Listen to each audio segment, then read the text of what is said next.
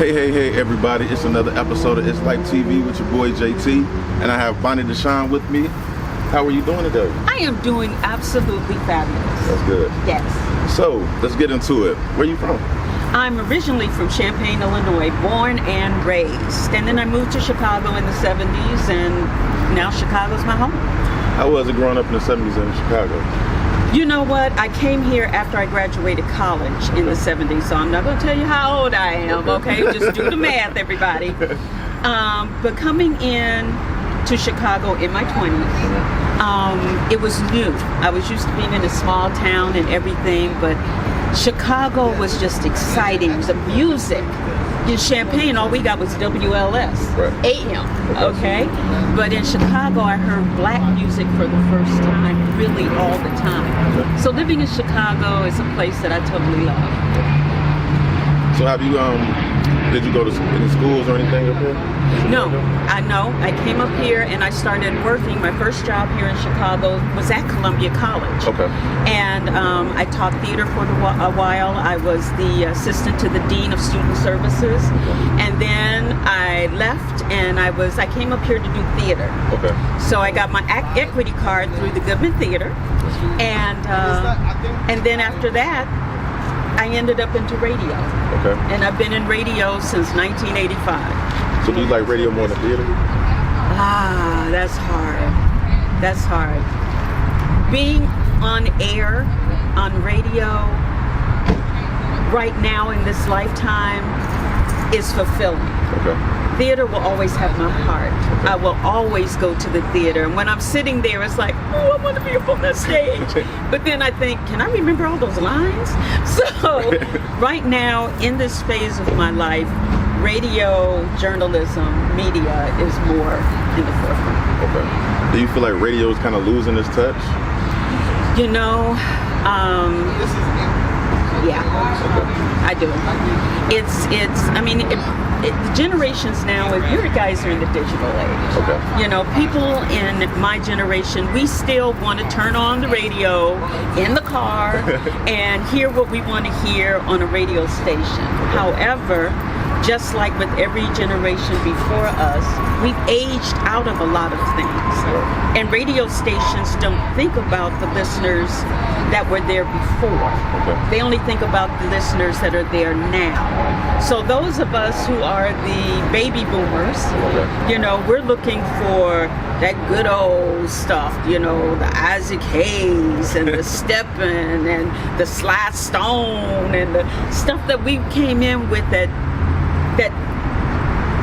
implied sex, okay. But didn't come out and tell you it was sex. Right. I mean, when Teddy Pendergrass say, turn out the lights and light a candle, we know what he was talking about. Exactly. But he didn't have to say, turn out the lights, drop your drawers, spread your legs, we're going to do this, we're going to do that. He didn't have to, because our imaginations, a person's imagination takes you further Right. than the words coming at you. Correct.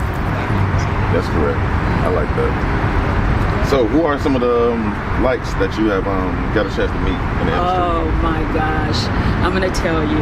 My career in radio through V103, WGCI, WSRB, also working with the FM Omni channel, as well as being the host of City of Chicago Works program. I have met so many people.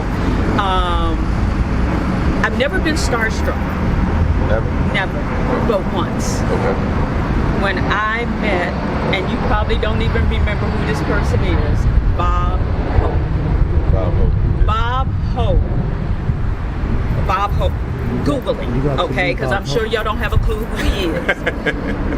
But I'm sitting there at the table, and he's sitting across from me. And I've interviewed Whitney, I've interviewed Janet Jackson, I've interviewed Michael, Prince, I've been to Prince's house. Okay. You know, I've interviewed Luther, Barry White. I've interviewed a lot of different people. Legends. But Bob Hope, that was like my mama and them, you know. Bob Hope, you know, it was like Bob Hope. I I was starstruck. I really was. Okay. So who are some of your favorite interviews that you did? Oh, wow. That's a good one. 'Cause I ain't gonna lie, when you said Prince, I'm like, I started getting chilled by Prince, my man. And then you got a chance to go to his house, and Prince is a very private person from what I understand. He is, but when he invited us to the house, he was very warm. Usually when I first interviewed him, he was very, very quiet. Okay. You know, it was like one of those, yes, no, yeah, kind of interviews. The second time we interviewed him was at his house, and he was more comfortable. He was laughing. He was joking around. And then we went to Paisley Park, and he came on stage about 11 o'clock, and we didn't leave up out of there till after 5. Wow. You know, but it was, when you sat down and talked to him, he was a real cool dude. He was just a real cool dude. When you spoke to him one-on-one, when you weren't doing that, oh, Prince. Right. You know, but when you sat down and spoke to him like a person, he was really, really cool. So who was one that, like I said, so who are some of your favorite ones that you did that were like close to you that stands out? Okay, Will Downing is one of my favorite interviews because he's like my little brother. Right. So he's one of my favorite. Whitney Houston was a great interview. She's my favorite female artist. Yeah, she was, during that time she had just gotten with Bobby Brown. Okay. And she had been going through a bunch of stuff with various people. And when I went into the suite to interview her, she was real kind of tight. Yeah. And the first thing I said to her was, "Hi, Whitney, I'm Bonnie, and I don't give a daggum who you're dating. I just want to talk about you." Right. She totally relaxed.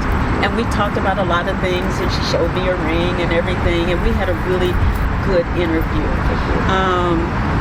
Being able to interview some movie stars has been great. I mean, every interview that I've done pretty much has been my favorite for that time. Okay. That makes sense. That makes a lot of sense.